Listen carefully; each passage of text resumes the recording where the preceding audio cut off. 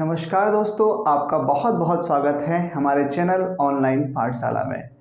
दोस्तों कि जैसे कि आप देख रहे हैं, हम आज से शुरू करने वाले हैं क्लास 10th की मैथमेटिक्स को, जिसमें कि आज हम पढ़ने वाले हैं। इसका जो पहला चैप्टर है वो है रियल नंबर यानी कि वास्तविक संख्याएं। तो दोस्तों, इस तरह से हम आपको क्लास 10th की पूरी मैथ्स कवर करवाएंगे और उम्मीद है कि आप हमारे साथ बने रहेंगे, क्योंकि आपको बड़ी आसान भाषा में हम आपको हिंदी और इंग्लिश दोनों भाषाओं में आपको आपकी मैथ्स को समझाने का प्रयास करेंगे, जिससे कि आप अपने जो एग्ज़ाम होंगे उनमें अच्छी से अच्छी मार्क्स ला पाएंगे। तो ये हमारी इस सीरीज़ की पहली वीडियो है। तो चलिए शुरू करते हैं। सबसे पहले बात करते हैं इसके पहले क्वेश्चन की। तो पहला प्रश्न है, express each as product of prime factors. तो ये प्रश्न जो है आपने अभाज्य गुणनखंड के आपकी जो पिछली कक्षाएं हैं, कक्षा 5, 6, 7, 8, 9, इनमें ये आपने किए हैं। तो बहुत ही आसान सा एक क्वेश्चन है। पहला क्वेश्चन आपके सामने है, तो इसको करते हैं इसका प्राइम फैक्टर यानी कि अभाज्य गुणनखंड। 140 आपके सामने है, तो आपको पता है ये पहले से ही। इसको सबसे पहले हम 2 से करेंगे, तो 2 सतह हो गया 14, ये हो गया 70। फिर हम 2 से करेंगे तो 2 तिया 6 हो गया, 1 बचा और ये हो गया 2 पंजे 10। फिर हम करेंगे इसको 5 से, तो ये हो जाएगा 5 सतह 35 और फिर हो जाएगा 7 कम 7। अब ये बोल रहा है कि इसको हमको गुणनफल के रूप में लिखना है, तो हम इसको कैसे लिखेंगे? 2 की पावर 2 मल्टीप्लाई 5 मल्टीप्लाई 7, यानी कि जो हमारी संख्या है 140, उसको हम लिख सकते हैं 2 गुणा 2 गुणा 5 गुणा 7। तो इस तरह से हमने अभाज्य गुणन किया 140 का। इसी तरह से हम करेंगे प्राइम फैक्टर अभाज्य गुणनखंड 156 का।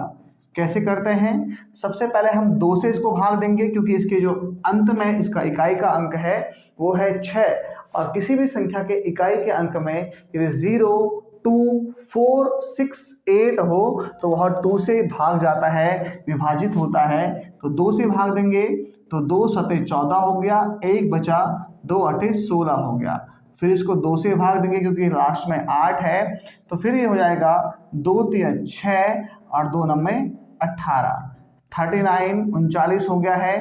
फिर अब जो ये 2 से डिवाइड नहीं होगा, अब ये होगा 3 से डिवाइड, तो ये हो गया 3 कम 3 और 3 तिया 9।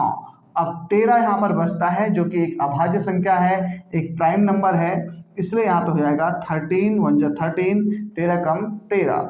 तो इसको हम किस रूप में कैसे लिख सकते हैं?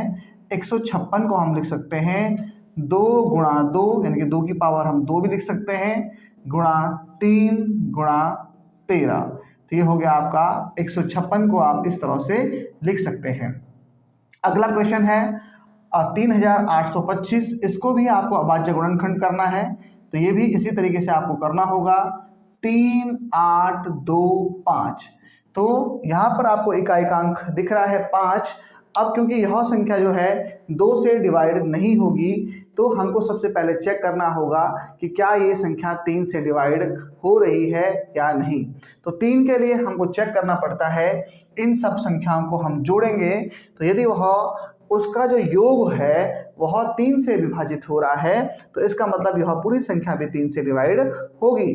तो अगर हम इसको जोड़ेंगे, 5 और 2 7, 7 और 3 10 और 8 18, तो ये 3 की टेबल में आता है, तो इसलिए ये 3 से डिवाइड होगा, 3 से विभाजित होगा। तो ये हो गया 3 कम 3, 3 दूने 6, 7 8 22 हो गया, 3 सतह 21 और बचा 15, 3 पंजे 15।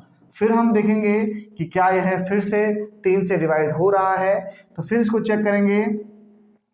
7 8 9 10 और 5 15, तो ये फिर से 3 से हो रहा है, तो 3 चौको हो गया 12, 3 दूने 6 और 3 पंजे 15, 425। फिर से हम चेक कर सकते हैं, 4 और 2 6, 6 और 5 कितना हो गया 11। तो क्या अब ये 3 से डिवाइड हो रहा है?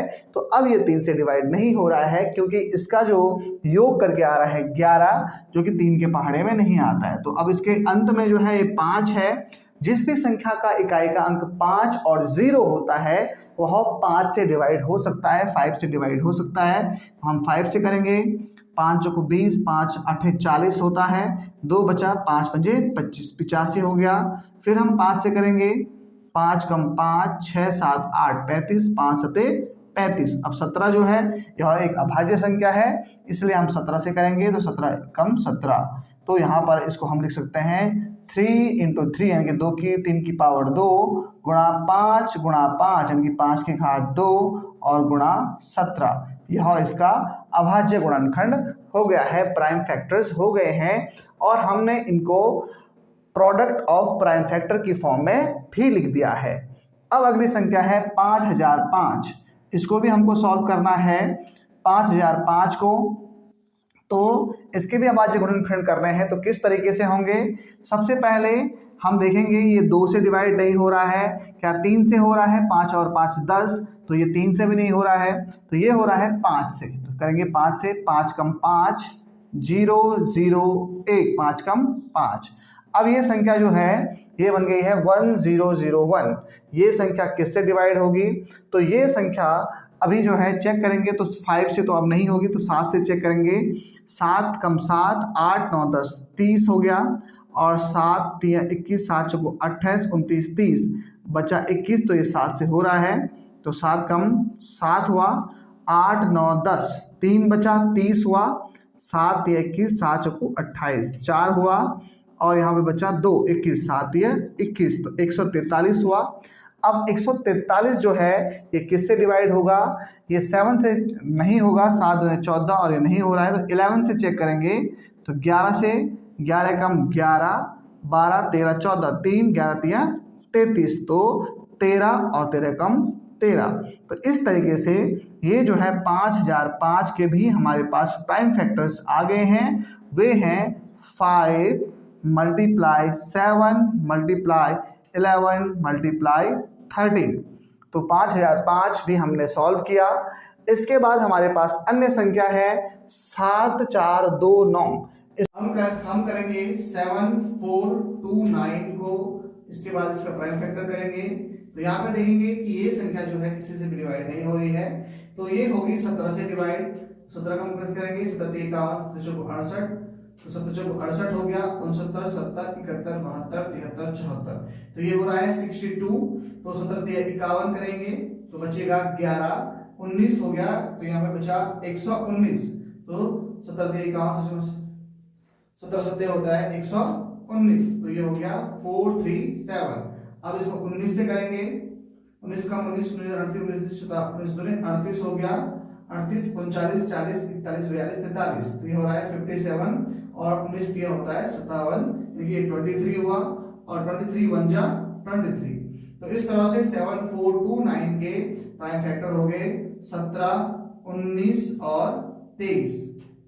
तो ये था आपका पहला प्रश्न।